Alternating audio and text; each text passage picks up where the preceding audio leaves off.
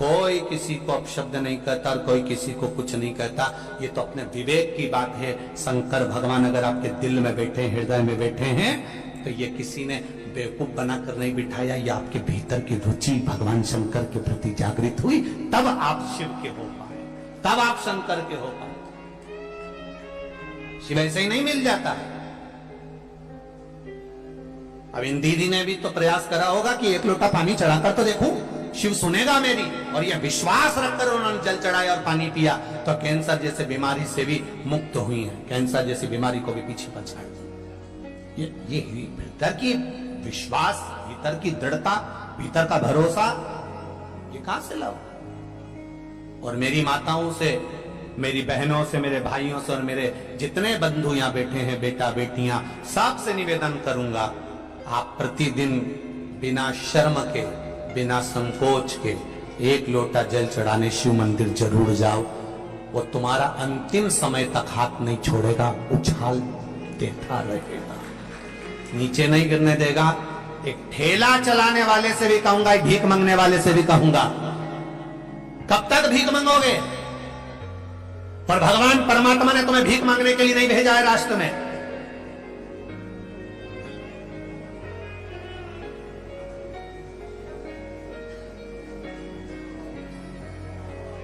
भीख मांगने के लिए भगवान किसी को नहीं बुलाया अपने भूमि पर। कब तक भिक्षा मांगोगे? नहीं, परमात्मा की शरण में जाइए। और एक निवेदन करूंगा सबसे, कर्जा किसी से मत लो, क्योंकि जिंदगी भर कर्जा का नाम है कर कर के जा, और उसी का नाम है कर्जा।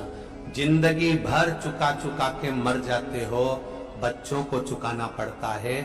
एक बार अगर कर्जा लेने की जरूरत पड़े तो मेरे महादेव के चरणों में जाकर 7 दिन लगातार घी का दिया लगाकर बेलपत्र समर्पित कर कर जल चढ़ाना। रोज एक बेलपत्री उठाकर घर में लेकर आना और उससे कहना कि तू कृपा करना कि मुझे कहीं कर्जा लेने की जरूरत नहीं पड़े और मेरा काम निकल जाए पूरा।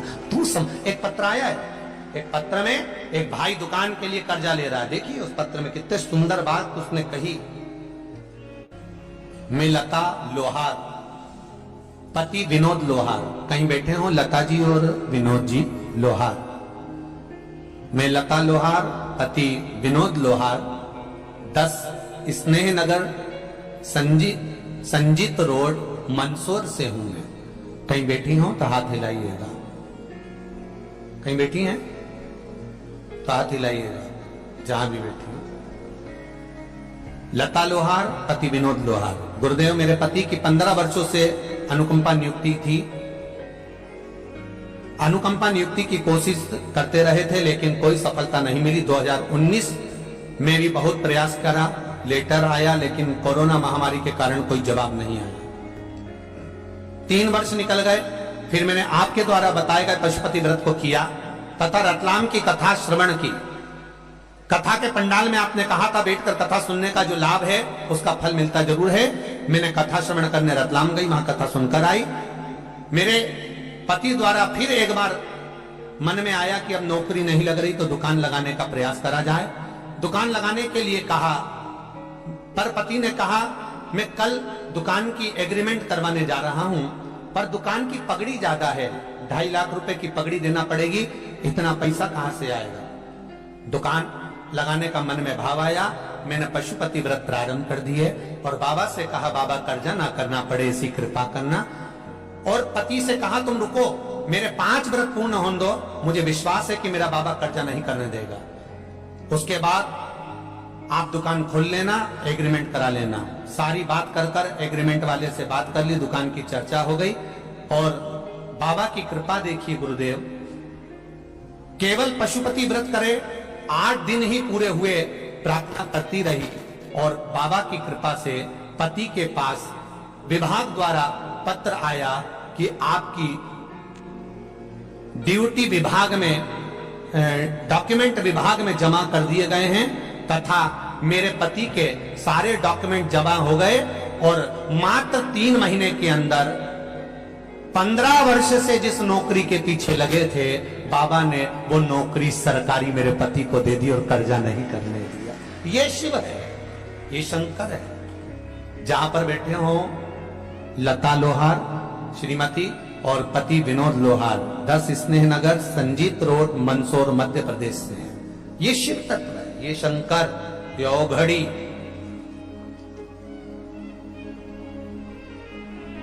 आप उससे कहो तो, और फिर कहूंगा एक निवेदन, सियोर वाले महाराज पर एक रत्ती का भरोसा मत करना, पर भरोसा करना तो मेरे देवादिदेव महादेव पर करना, वो साथ देगा। सियोर वाला तो यही रह जाएगा, ऊपर तक तो मेरा महादेव ही जाएगा। कौन किसके साथ गया है? आपको दुख आया तो क्या कोई आकर खड़ा हो जाएगा कि सियोर वाला महाराज आकर खड़ा हो जाएगा? सियोर वाला महाराज आकर खड़ा नहीं होगा। जब द्रौपदी का चीर खिंचा रहा था तो सारे गुरु भी बैठे हुए थे और द्रौपदी के चीर को नहीं बचा पाए। जब गुरुओं ने कहा कि द्रौपदी क्या चाहती है, द्रौपदी कहती है मैंने आपसे गुरु मंत्र लिया है, आप मेरे गुरु हो। अरे मेरा चीर खींच रहा है गुरुदेव, तुम तो बोलो।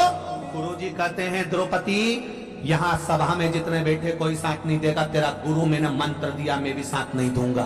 पर एक बात याद करना द्रौपदी, गुरु भले साथ ना दे पर गुरु ने जो वचन कहा है वो साथ दे जाएगा, तो बुला उसको। द्रौपदी मैंने जो मंत्र दिया था पढ़ा, और द्रौपदी ने फिर मंत्र पढ़ा तो भगवान द्वारिकाधीश ने आकर चीर बचाया। गुरु साथ ना देगा पर गुरु का वचन साथ दे जाएगा। आप भी याद रखना, हम भले तुम्हारे सामने खड़े हो ना हो, पर एक बात याद रखना कि श्री शिवाय।